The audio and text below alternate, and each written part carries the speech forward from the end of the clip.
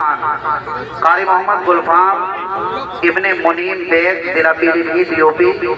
कारी मोहम्मद अमान इब्ने नईम अहमद जिला बरेली शरीफ। कारी मोहम्मद दानिश दिलशेर अली जिला बदायूं यूपी।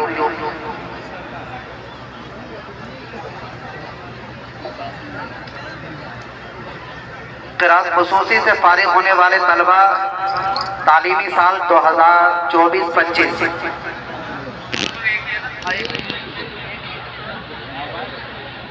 कारी फराज अहमद इब्ने वकार अहमद जिला बरेली शरीफ।